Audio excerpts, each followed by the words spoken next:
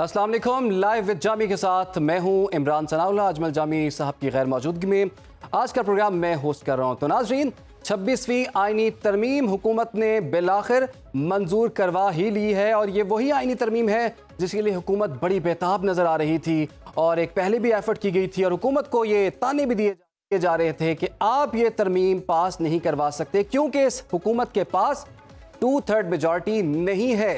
एक दफ़ा ये एफर्ट की गई और फिर उसके बाद हुकूमत को जो सुबकी का सामना करना पड़ा वो सबके सामने है। बिलाखिर हुकूमत ने फैसला किया कि कुछ वक्त लिया जाए, कुछ मुशावरत की जाए और इस मर्तबा होमवर्क के साथ दोबारा से पार्लियामेंट में इस तरमीम को पेश किया जाए और बिलाखिर ये 26वीं आईनी तरमीम 2/3 अक्सरियत के साथ पास हो गई है। सेनेट में 64 वोट दरकार थे और हुकूमत को पड़े 65 वोट, यानी कि 2/3 से 1 वोट जायद हुकूमत लेने में कामयाब हो गई। कुछ ऐसी ही सूरत हाल हमने कौमी असम्बली के इजलास में भी देखी जहां पर 224 रिक्वायर्ड वोट थे 2/3 मेजॉरिटी के लिए और हुकूमत ने इससे भी 1 वोट जायद हासिल करके इन दोनों ऐवानों से बिलाखिर 26वीं आईनी तरमीम मंजूर करवा ली और उसके बाद सदर मुमलिकत ने तो इस पर दस्तखत कर ही दिए और अब 26वीं आईनी तरमीम भी आइन का फाल हिस्सा बन चुकी है। कुछ अहम नुकात भी आपके सामने रखते हैं जी। इसमें जो अहम नुकता है वो है 2028 तक सूद का खात्मा करना है इस हुकूमत ने। सुप्रीम जुडिशल काउंसिल की तश्कील 9 भी इस तरमीम में शामिल है और इस तरमीम का जो अहम हिस्सा है वो जजों की तकर्री का तरीक़ाकार भी अब तब्दील कर दिया गया है। चीफ जस्टिस की तकर्री के हवाले से इस तरमीम में बड़ा अहम नुकता है। अहम नुकता यह है कि सुप्रीम कोर्ट में सीनियर तरीन जज की बजाय 3 सीनियर जजों में से एक जज की बतौर चीफ जस्टिस तकर्री होगी। पहले ही होता था कि turn by turn chief justice आते थे, जो मोस्ट सीनियर जज होता था वो चीफ जस्टिस बनता था, लेकिन अब 3 जजेस के पूल में से टॉप 3 में से एक जज का इंतखाब किया जाएगा जो कि चीफ जस्टिस ऑफ पाकिस्तान होंगे। इसके लिए 12 रुकनी एक कमेटी भी बनेगी जो कि 2/3 मेजॉरिटी के साथ, यानी कि दोबारा से 2/3 मेजॉरिटी के साथ चीफ जस्टिस के हवाले से नाम को फाइनल करेगी। जजों के एहतसाब के हवाले से भी इसमें बात की जा रही है कि जो जज परफॉर्म नहीं करेगा उसको एक तो पहले नोटिस दिया जाएगा, फिर उनको एक टाइम दिया जाएगा और उसके बाद बाकायदा तौर पर सुप्रीम जुडिशल काउंसिल में उसका केस भी भेजा जाएगा। बहरहाल तरमीम तो हो गई, लेकिन अब आने वाले दिनों में क्या होने वाला है? हुकूमत ये समझ रही है कि इस तरमीम के बाद हुकूमत अब मजीद स्टेबल हो गई है और अपोजिशन जो कि ये चाह रही थी कि तरमीम ना हो, उसको इसका क्या नुकसान हुआ है, हुकूमत को कितना फ़ायदा हुआ है, इन तमाम मामलात पर आज हम बात करेंगे। इस वक्त हमें ज्वाइन कर लिया है उसके सीनियर रहनुमा मियाँ जावेद लतीफ़ साहब ने। मियाँ साहब, आपके वक्त का बहुत शुक्रिया। मियाँ साहब, बड़े अरसे से आपको ताने दिए जा रहे थे कि आप तो कर ही नहीं सकते, आप तो फॉर्म 47 की गवर्नमेंट हैं, आपके पास तो 2/3 मेजॉरिटी है ही नहीं, लेकिन आपने कर दिखाया। ये जादू कैसे हुआ, जरा हमें भी बताइए। इमरान, जो बात आप कह रहे हैं, मेरा ख्याल नहीं कि ऐसी बात है। ये एक नेचुरल प्रोसेस था और किसी दबाव की शक्ल नज़र नहीं आई। कोई वो जो कहते थे कितना पैसा चल गया और कोई अरबों अरबों की बातें हो रही थी, वो भी चीज़ें नज़र नहीं आई। उसकी वजह ये है कि जो पहला मसवदा था, उस पे हमें भी तहफ़्फ़ुज़ात थे, मुझ जैसे सियासी वर्कर को भी।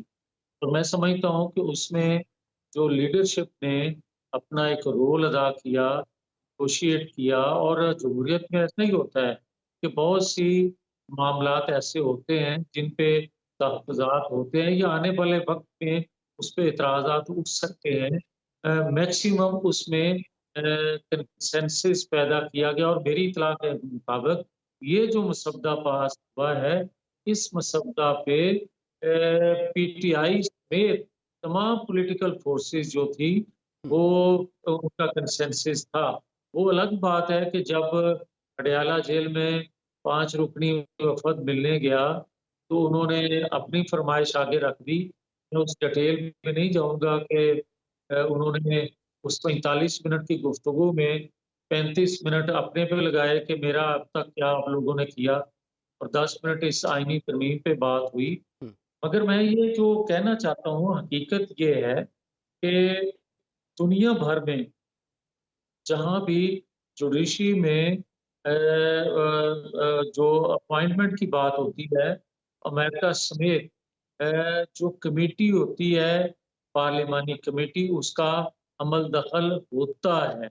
और ये किसी तौर पर भी दुनिया के किसी अदारे के मतलब जिसमें चेक एंड बैलेंस ना हो, वो कभी भी अपनी परफॉर्मेंस बेहतर नहीं दिखा सकता। और ख़ास तौर पर पाकिस्तान की अदलिया जिसका नंबर रेटिंग में दुनिया भर में जिस मकाम पे है, जी। एक शर्मिंदगी के अलावा हम इस बारे में कुछ नहीं कह जी, सकते। वो नंबर और 140वां नंबर है, आपने बिल्कुल ठीक कहा मियाँ साहब। लेकिन हुकूमत ये दावा कर रही है कि पार्लियामेंट बालादस्त है और हुकूमत ने ये बात साबित कर भी दी 2/3 मेजॉरिटी के बाद।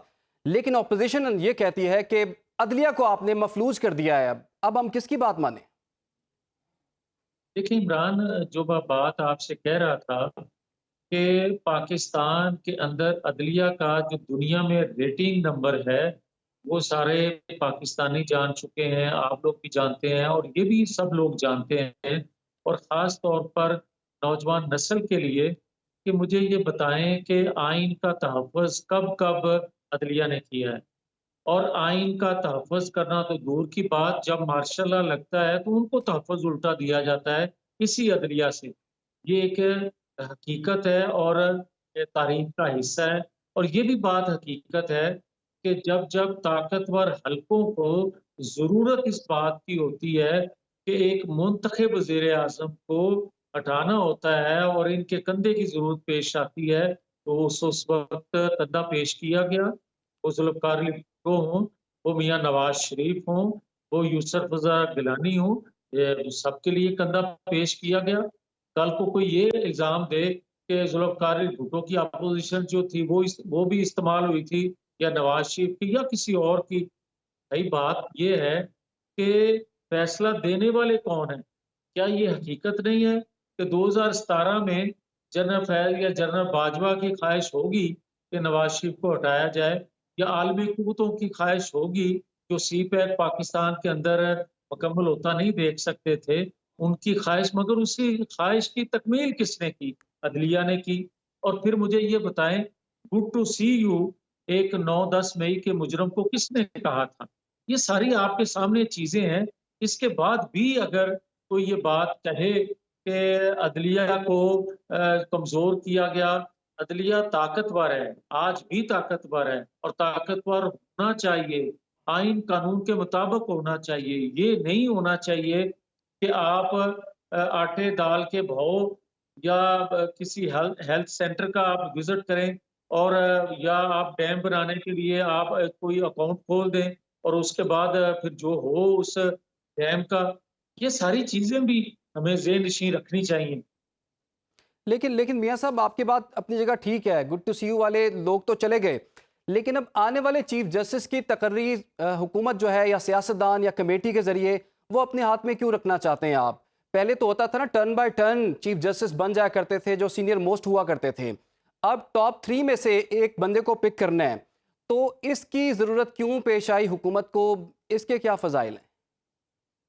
हुकूमत को ज़रूरत नहीं, रियासत को ज़रूरत है। रियासत को ज़रूरत है तो कौम को ज़रूरत है। मैं पहले कह चुका हूँ कि क्या पाकिस्तान में कोई ये नया आइन बना है, कोई नया कानून बना है?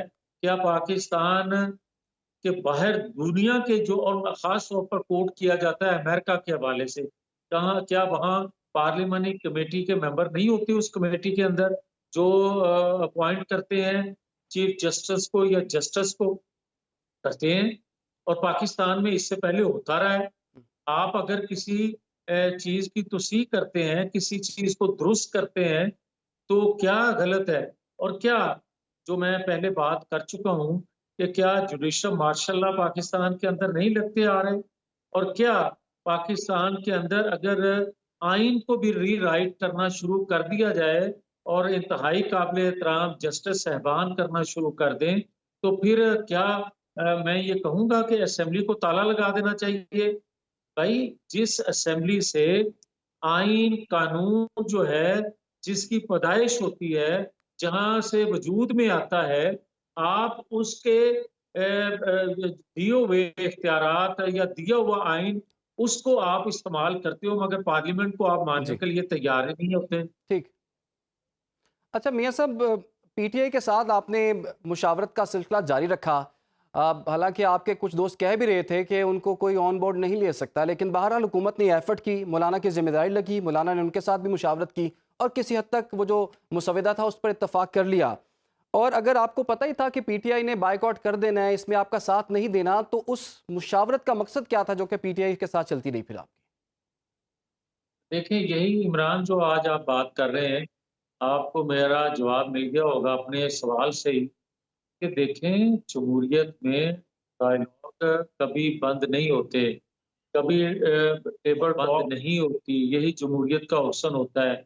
ये जानते हुए भी कि उनके मकासद क्या हैं, आप देखें कि एंगेज रखा मौलाना फजलुर रहमान साहब ने उनको, और मौलाना फजलुर रहमान साहब का जो मसवदा दिया हुआ था 80-90% उस पे काम हुआ, या वो मसवदा जो पास हुआ वो हिस्सा बने। और मैं ये समझता हूँ कि शहीद मोहतरमा बेनज़ीर भुट्टो हों, नवाज़ शरीफ हों, बिलावल भुट्टो हों या मौलाना फज़ल रहमान हों, इन तमाम ने इस मसवदे पे जो अपनी आरा दी, जो तजावीज़ दी और तजावीज़ ली, उसके बाद ये कंसेंसस से जो पास हुआ है, मेरा ख़्याल है कि कल से पहले जो कुछ इस आईनी तरामीम के मुतल्लक एक माहौल बनाया जा रहा था और पब्लिक में जो बातें की जा रही थी, वो सारी की सारी ऑलमोस्ट ज़ाइल हो गई हैं, इस मसवदा के पास होने और हक़ाइक़ सामने आने के बाद कि इस मसवदे में है क्या? सही। अच्छा, लेकिन मियाँ साहब, पाकिस्तान तहरीक-इंसाफ से तो आपकी बातचीत हुई ना? अब तो तरमीम पास हो गई और पीटीआई ने इसका बायकॉट भी कर दिया। अब कोई ज़रूरत है आने वाले दिनों में पॉलिटिकल प्रोसेस में, जो आप खुद कह रहे हैं कि दरवाजे बंद नहीं होते, ना होने चाहिए, तो किसी मामले पर दोबारा से भी उनसे कोई पॉलिटिकल एंगेजमेंट हो सकती है?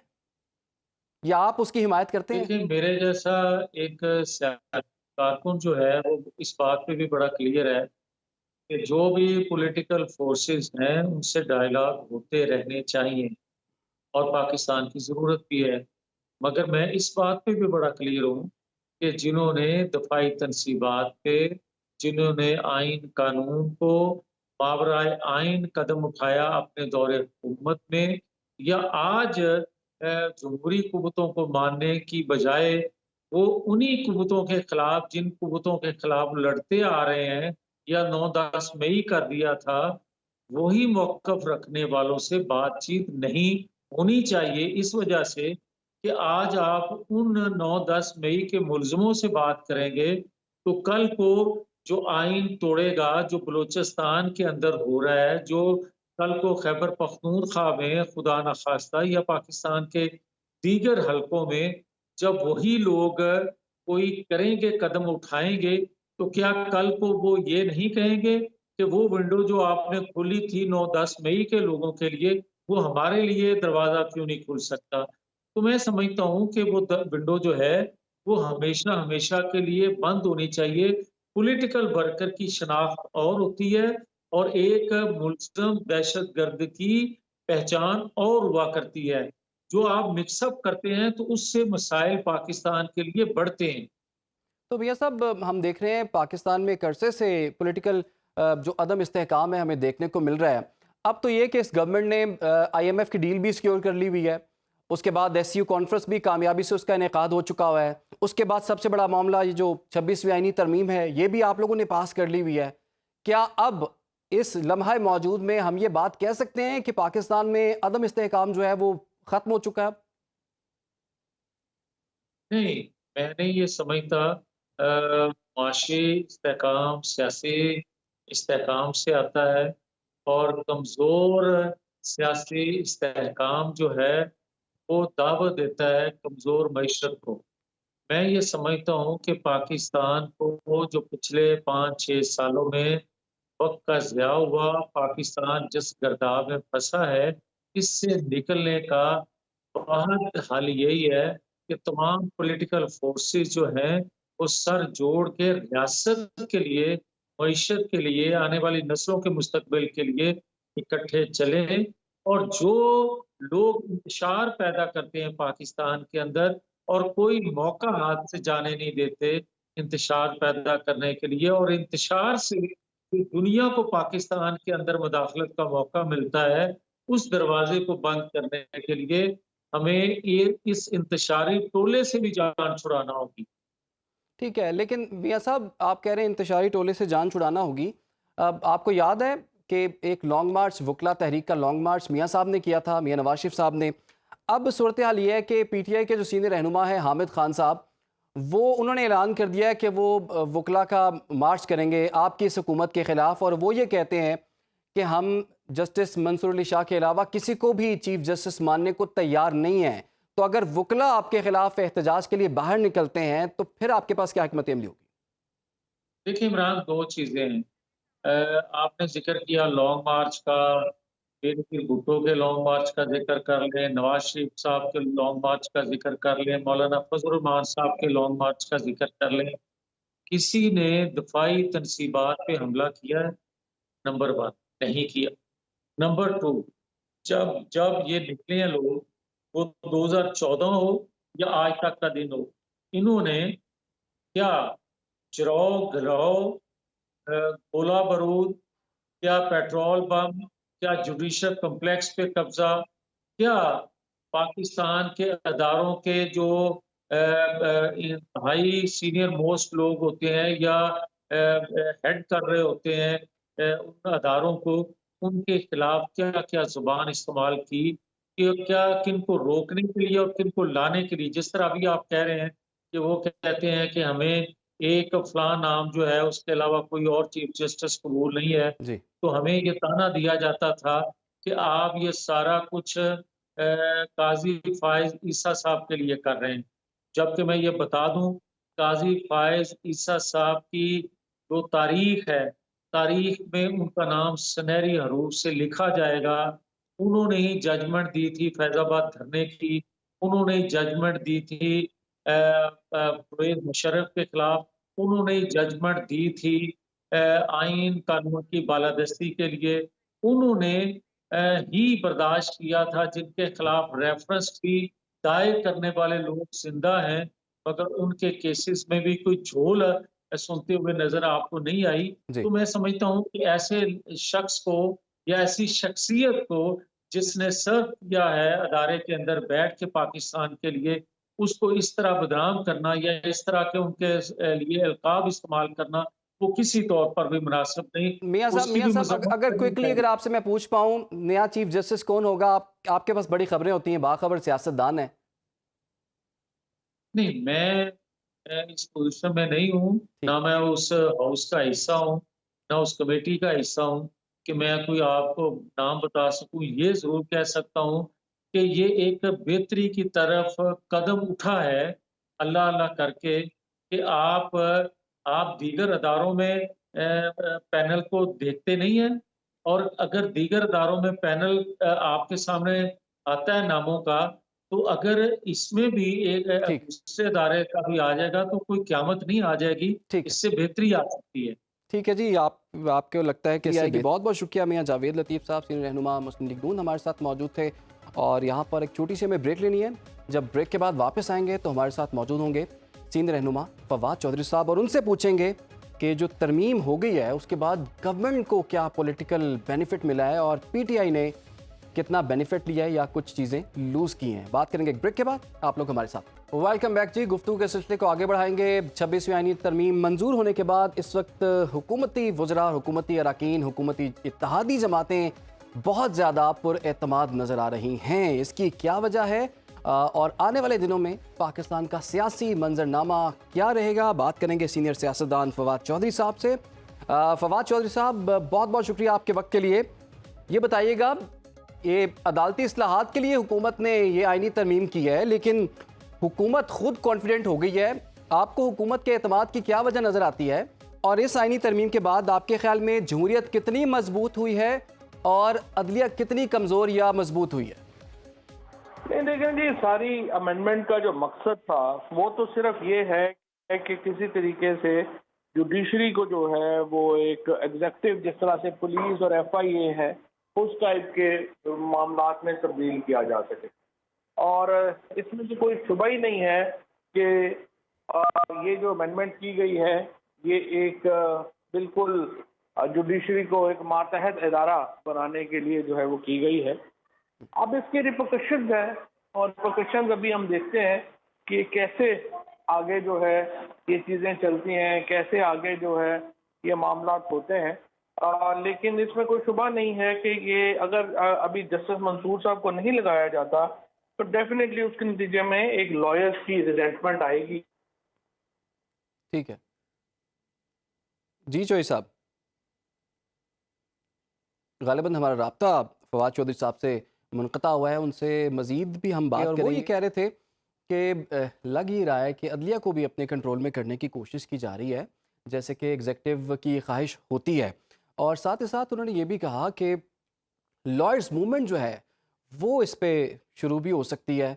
और अगर जैसे कि हामिद खान साहब जो पहले के कह चुके हैं कि अदलिया बहाली की तहरीक जो कि पहले एक दफ़ा शुरू की थी उसमें भी उसके रूह रवां जो हैं वो हामिद खान साहब थे, और अब भी हामिद खान साहब ये कह रहे हैं कि वकला तहरीक हम हुकूमत के ख़िलाफ़ शुरू करने का इरादा रखते हैं। उन्होंने ऐलान भी कर दिया है और उन्होंने ये कहा है कि जो वकला अरकान हैं वो सिर्फ़ और सिर्फ जस्टिस मंसूर अली शाह को ही अगले चीफ जस्टिस के तौर पर तस्लीम करेंगे, इसके अलावा कोई ऑप्शन वो कबूल नहीं करेंगे। लेकिन इस 26वीं आईनी तरमीम के हवाले से हम आपको बता दें कि इस आईनी तरमीम के बाद अब सूरत हाल ये है कि 3 जो टॉप के सीनियरिटी में जजेस होंगे उनमें से एक जज को जो लगाया जाएगा, और 12 रुकनी कमेटी जो है वो भी अब बनाई जा रही है, उसके लिए नामों को भी तलब किया गया है और मुख्तलिफ सियासी जमातों की मुतनासिब इसमें नुमाइंदगी होगी।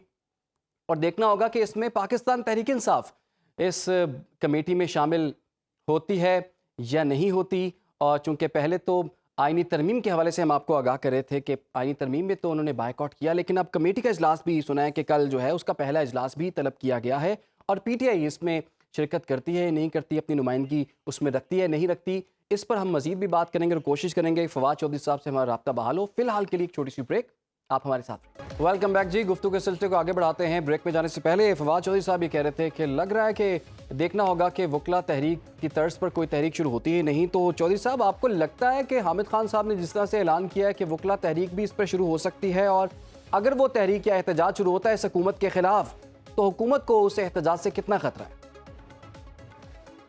देखिए ना, अभी जो अगले 24 घंटों में फैसला होना है कि पाकिस्तान की चीफ जस्टिस जो हैं वो मंसूर अली शाह साहब ने होना है या कि किसी और ने होना है। अब अगर मंसूर अली शाह साहब चीफ जस्टिस होंगे तो एक इसका इम्पैक्ट आएगा कि जुडिशरी जो है वो पुश बैक करेगी। अगर वो नहीं बनाते हैं तो फिर डेफिनेटली लॉयर्स के अंदर जो रिजेंटमेंट है, और पहले ही तमाम लॉयर्स बॉडीज़ इसको मुस्तरद कर चुकी हैं, उसके नतीजे में आपको मालूम है कि इलेक्शन भी हो रहे हैं सुप्रीम कोर्ट बार के। और अब ये मुद्दा जो है कॉन्स्टिट्यूशनल अमेंडमेंट का, ये एक बुनियादी मुद्दा है इलेक्शंस में, वकला के इलेक्शंस में जी। तो इसके ऊपर एक डेफिनेटली एक तहरीक चलने के इम्कानात तो मौजूद हैं। और देखते हैं कि अब हाई कोर्ट्स के अंदर और यहाँ पे कैसे हुकूमत जो है वो आगे चलती है। अच्छा चौधरी साहब, पीटीआई की सियासत को इस तमाम तर सूरत हाल में आप कैसे देख रहे हैं कि एक जानिब वो मुशावरत में भी शामिल रही और ये भी खबरें सामने आती रही हैं, वो खुद ये रहनुमा कहते रहे कि हमने मुसवदे पर किसी हद तक इत्तफाक कर लिया है, लेकिन जब उस पर तरमीम पर वोटिंग की बारी आई है तो उस पर बायकॉट कर दिया है। तो आप उनकी सियासत को किस तरह से कंसिडर करते हैं और इससे पीटीआई को फ़ायदा हुआ है या नुकसान हुआ है? देखिए, पीटीआई की पॉलिटिक्स में तो खैर अच्छी रही है इस मामले में कि देखिए ना, आप उन्होंने ये किया कि जो मौलाना फजलुर रहमान साहब से मिल के तो जो एक सारा इसमें मुद्दे इसमें चल रहा था, जो पहली अमेंडमेंट थी उसको वो मुस्तरद कराने में भी कामयाब हुए, और फिर उन्होंने वोट भी नहीं दिया, लेजिटिमाइज भी नहीं किया, और ज़ाहिर है वो वकीलों के साथ भी खड़े हुए, और जो पहला ड्राफ्ट था उसको नाकाम बनाने में भी उन्होंने जो है वो अपना किरदार अदा किया। सो मेरे ख्याल में पीटीआई की पॉलिटिक्स तो अच्छी रही है। अलबत्ता ये ज़रूर है कि अभी पीटीआई को ये ज़रूर करना चाहिए कि इसको ये जो जैसे फॉर एग्जांपल उनका नैरेटिव्स चेंज हो जाते हैं वो ध्यान करना चाहिए, और मेन फोकस है कि इमरान खान को कैसे बाहर लाना है। इमरान खान को बाहर लाने के ऊपर सारा जो फोकस है वो होना चाहिए।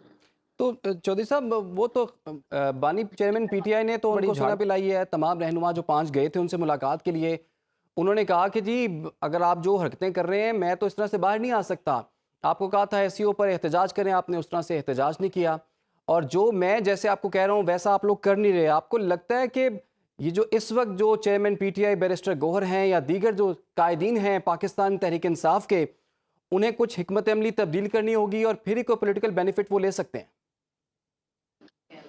देखिए, ये तो खैर ऐसे ही बदकिस्मती है ना, पाकिस्तान में सहाफ़त चूँकि बिल्कुल ही गिर गई है और स्पेशली जो टीवी सहाफ़त है वो तो बिल्कुल ही एक थर्ड क्लास ट्रोल के तौर पे बन गई है, जहाँ पे रिपोर्टर्स ये अलाउ करते हैं कि उनका नाम यूज़ कर लिया जाए व्हाट्सएप मैसेज को खबर बना के पेश करने में। ऐसे ही एक खबर सबने भी जो है वो चलाई, जिसका ना सर था ना पैर था, और वो सबको ही पता है कि एक व्हाट्सएप ग्रुप से सबको फीड की गई। नहीं नहीं, और तो आई क्या थिंक चौधरी ये साहब पाकिस्तान आपको लगता है कि खान साहब अपनी जमात के कायदीन से खुश हैं? नहीं, अगर खुश नहीं भी हैं तो जो वर्ड्स आए हैं वो ज़ाहिर है कि वो तो एक प्रोपेगेंडा वर्ड्स थे ना। अब हमें नहीं पता, ज़ाहिर है हमारा एक्सेस नहीं है खान साहब तक, हमें तो नहीं पता खुश है नहीं खुश। या पहले तो उनको पता यही बताया गया है कि उनको तो पता ही नहीं है कि बाहर क्या मामलात चल रहे हैं, कैसे हुआ, और 20 दिन से लाइलम थे बिल्कुल। तो ज़ाहिर है कि ये तो अनफॉर्चुनेट है कि पाकिस्तान के सबसे बड़े लीडर के साथ इस तरह का जो सलूक हो रहा है, ज़ाहिर है कि उसके ऊपर तो पूरे पाकिस्तान को रिजर्वेशन है।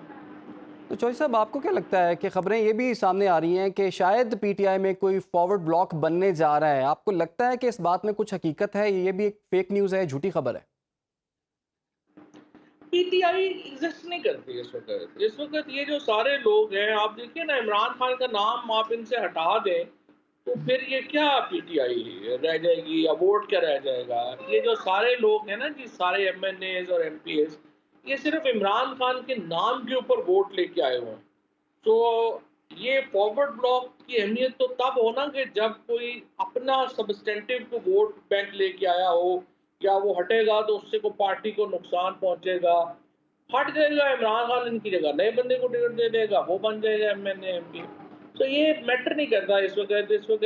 इस वक्त जो लोग हैं वो इमरान खान से जुड़े हुए हैं, और जो फेलियर है इस सिस्टम का वो ये है कि वो ऑल्टरनेटिव इमरान खान का पॉलिटिकल नैरेटिव नहीं बना पाया। वो इमरान खान को की सियासत का कोई जवाब इनके पास नहीं है। लिहाजा एक ही कभी ये सोचते हैं कि अगर उनको इनकम्युनिकेटो कर दो कि आए ना तो फिर शायद हमारी बात चल जाए, और सिर्फ क्वारिजन के ऊपर और फस्तायत के ऊपर और लाठी गोली के ऊपर सरकार चल रही है। तो इसी वजह से पाकिस्तान में इस्तेहकाम नहीं है, और पाकिस्तान का इस्तेहकाम इमरान खान की विल से जुड़ा हुआ है। पीटीआई के जो लोग हैं वो आए जाएं, उससे पीटीआई को क्या फर्क पड़ता है। लेकिन लेकिन फवाद चौधरी साहब आप ये बताइए कि पीटीआई जो कि पिछले कुछ अरसे से हम देख रहे हैं और वो ये अपनी परेशानी का इजहार भी करते हैं पीटीआई के रहनुमा कि हमें पॉलिटिकल स्पेस नहीं मिल रहा। ये एक अच्छी अपॉर्चुनिटी थी जिसमें 26वीं आईनी तरमीम के सिलसिले में मुशावरत का सिलसिला जारी रहा और चांसेस यही थे कि अगर वो मुशावरत जारी रखते हैं या इसमें साथ देते हैं तो पॉलिटिकल स्पेस मिल सकता है। अब सारी जमातें तो शामिल हो गई उसमें 26वीं आईनी तरमीम वाले मामले में पीटीआई के अलावा। तो आपको लगता है कि पीटीआई अब इस वक्त आइसोलेशन का शिकार है पॉलिटिकली? Not really. पीटीआई की पॉलिटिक्स ही जो है वो मुख्तलिफ है बाकी जमातों से, और यही तो कामयाबी है इमरान खान की कि वो कहते हैं मैं तो सिस्टम के खिलाफ लड़ रहा हूँ, और ये जो निज़ाम है स्टेटस को का जिसकी सारी जमातें हिस्सा है, मैं उसके खिलाफ हूँ। तो it's one versus rest that makes Imran Khan so special, that makes PTI so special. और इसी से इमरान लोगों की उम्मीदें इमरान खान के साथ जुड़ी हुई हैं। अब इमरान खान अगर इनके साथ बैठ जाएं या वो इनके साथ ऐसे ही जैसे आप कह रहे हैं कि पॉलिटिकल स्पेस लेने के लिए बातें करें, तो इमरान खान का जो एनिग्मा है, उनकी जो एक इस वक्त सहर अंगेज पॉलिटिक्स है, और उनकी जो इस वक्त शख्सियत है वो मुतासर होती है। तो इमरान खान ये नहीं करेंगे और राइटली नहीं करेंगे, और I think PTI has shrewdly achieved what they wanted to achieve. कि उन्होंने एक तरफ वो ओरिजिनल ड्राफ्ट रिजेक्ट करवा लिया और दूसरी तरफ वो उन्होंने अपना पॉलिटिकल नैरेटिव भी बरकरार रखा। तो चौधरी साहब आपने भी बयानिए की बात की थी, तो गवर्नमेंट तो कह रही है कि हमने अब जो इन्फ्लेशन रेट है वो तारीख की निचली तरीन सतह तक पहुंच चुका है। आईएमएफ की डील इन्होंने क्रैक कर चुके हैं, इसके साथ साथ एससीओ कॉन्फ्रेंस ये कर चुके हैं, 26वीं आईनी तरमीम ये कर चुके हैं, और जो चाह रहे हैं वो कर रहे हैं। तो आपको लगता है कि हुकूमत की परफॉर्मेंस अब अच्छी है कि बयानिए की शक्ल में हुकूमत परफॉर्म करके अपना इमेज जो है वो बेहतर करना चाह रही है और वो कर भी रही है? देखिए, ये तो एक मीडिया की कहानियाँ है ना। असल तो बात ये होगी कि जब आपके सामने जो आपके कैमरामैन खड़े हैं, क्या वो ये समझते हैं कि उनकी ज़िंदगी बेहतर हुई है? क्या जो नीचे जब आप जाएँगे और आप टैक्सी लेंगे तो वो टैक्सी ड्राइवर आपको ये कहेगा, या आपका जो रोज़ाना जिनसे इंटरेक्शन हो रहा है, क्या वो आदमी ये समझता है? Answer is no. आम आदमी समझता है कि उसकी ज़िंदगी बड़ी मुश्किल हो गई है, बिल देने मुश्किल हो गए हैं, किचन के अखराजात जो हैं वो ऐसे हो गए हैं कि लोगों का जो है वो साँस बंद होना शुरू हो गई है। सो ये जो मीडिया के ऊपर या एक जो गवर्नर स्टेटमेंट या वो आके जो चीज़ें बताते हैं, वो तो एक पॉलिटिकल रेटरिक और एक मीडिया की कंजम्पशन के लिए तो सही है, बट फैक्ट इज़ दैट लोग बहुत गैर मुतमईन हैं और इसी वजह से इमरान खान की पॉपुलैरिटी में इजाफा ही हो रहा है, उसमें कमी नहीं हो रही। और आप स्पेशली जबकि रेवेन्यू शॉर्टफॉल इतना ज़्यादा है और नवंबर में आप देखेंगे कि हुकूमत को मय्यज़ लेने पड़ेंगे रेवेन्यू शॉर्टफॉल को कम करने के लिए, यानी और टैक्स लगाने पड़ेंगे। अब और टैक्स लगाएंगे तो इस वक्त जो पाकिस्तान की सैलरीड क्लास है उसकी तो कमर टूट गई है और वो और टैक्स देने की पोजीशन में कतई नहीं है। और इसी तरह से अगर अल्लाह ना करे कि इजराइल ईरान के ऊपर अटैक करे, उसके नतीजे में तेल की कीमतें और इजाफा होगा और ये एनर्जी की जो इस वक्त क्राइसिस है और जो सैलरीड क्लास के ऊपर टैक्सेशन का क्राइसिस है, ये बहुत बड़े हैं और उसके साथ आप अब दुकानदारों को भी टैक्स में लाना चाहते हैं। सो आई थिंक दिस इज इस हुकूमत के पास तो पॉलिटिकल कैपिटल नहीं है ये सारे इक़दाम करने का। तो चौधरी साहब, अभी आने वाले दिनों में आप पाकिस्तान तहरीक इंसाफ की सियासत को आप कैसे देखते हैं? उनका क्या मुस्तकबिल है? और ख़ास तौर पर बानी चेयरमैन पीटीआई की आपने बात की कि पीटीआई तो बानी चेयरमैन पीटीआई ही हैं, तो उनका मुस्तकबिल आपको क्या नज़र आता है? आने वाले दिनों में कुछ रिहाई नज़र आ रही है आपको उनकी? देखिए, बिल्कुल इमरान खान का तो मुस्तकबिल इसलिए है ना कि लोग उनके साथ जुड़े हुए हैं और जिसके साथ लोग जुड़े होते हैं मुस्तकबिल तो उसी का होता है। पाकिस्तान के अवाम का इस वक्त अगर कोई लीडर है तो वो इमरान खान है और पाकिस्तान की स्टेबिलिटी जो है वो इमरान खान के साथ जुड़ी हुई है। लिहाजा अगर पाकिस्तान को हमने स्टेबल करना है और पाकिस्तान की मौजूदा हुकूमत इस्टेब्लिशमेंट ये सोचेंगे कि पाकिस्तान को हमने नॉर्मलाइज करना है और आगे लेके जाना है, तो उन्हें इमरान खान को स्पेस देनी पड़ेगी। और अभी भी आप देख रहे हैं कि हम भुगत रहे हैं इमरान खान को आइसोलेट करने का नतीजा, जिसके नतीजे में पंजाब में रिलीजियस एक्सट्रीमिस्ट जो हैं उन्होंने अपनी जगह बनाई है। खैबर पख्तूनख्वा में और बलूचिस्तान में अल्ट्रा नेशनलिस्ट बल्कि सेसिशनिस्ट जो हैं, अलहदगी पसंद जो हैं, वो मजबूत हुए हैं। तो पाकिस्तान के मुस्तकबिल के लिए ज़रूरी है कि इमरान खान को स्पेस दी जाए। लेकिन चौधरी साहब, आप जो पीटीआई की पॉलिटिक्स है वो एहतजाज पे बिलीव करती है और हम देख रहे हैं जितने एहतजाज आपने किए हैं, यानी कि पाकिस्तान तहरीक इंसाफ ने, आप तो बाहर अभी उसका हिस्सा नहीं है उस तरह से, लेकिन ये बताइए कि जो एहतजाज की स्ट्रेटजी है क्या उससे वो टारगेट्स उनके अचीव हो रहे हैं? क्या यही तरीका कार है या उनको स्ट्रेटजी तब्दील करना होगी? देखिए, तहरीक इंसाफ की डिसीजन मेकिंग का हिस्सा तो मैं नहीं हूँ, लेकिन तहरीक इंसाफ का हिस्सा तो मैं हूँ। जो इस वक्त मामला है वो ये है कि मेरे ख्याल में डिसीजन मेकिंग के अंदर काफ़ी लूप होल्स हैं। उनको ये बहरहाल सोचना पड़ेगा कि ये कैजुअल जो अप्रोच है कि एक दिन सुबह दे दो कॉल कि शाम को इकट्ठे हो जाएं, शाम को दे दें, रात को इकट्ठे हो जाएं, ये मुनासिब नहीं है और इसको जो है वो चेंज करना पड़ेगा और पाकिस्तान की जो पॉलिटिक्स है उसके ऊपर उन्हें ध्यान जो है वो देना पड़ेगा। अब जाहिर है कि इसके लिए एक बड़ी स्ट्रेटजी की ज़रूरत है। अब अगले 48 घंटे बाद एक पॉलिटिक्स नई शुरू होनी है। उस नई पॉलिटिक्स में पीटीआई को अपना जो जगह है वो लेने के लिए नई हिकमत अमली बनानी पड़ेगी। आपके ख्याल में पीटीआई को एक नई हिकमत अमली अपनानी होगी और अगले 48 घंटे बहुत ज़्यादा। बहुत बहुत शुक्रिया आपका। फवाद चौधरी साहब हमारे साथ मौजूद थे। और पाकिस्तान की सियासत जो है वो हर लम्हा तब्दील होती है। अगले 48 घंटे भी बड़े अहम करार दिए जा रहे हैं क्योंकि इन 48 घंटों के अंदर नए चीफ जस्टिस का नाम जो है वो सामने आ सकता है और कल कमेटी का पहला इजलास भी होगा। देखना होगा कमेटी क्या फैसला करती है और नए आने वाले चीफ जस्टिस कौन होते हैं। प्रोग्राम का वक्त खत्म हो जाता है। इजाज़त दीजिए। अल्लाह।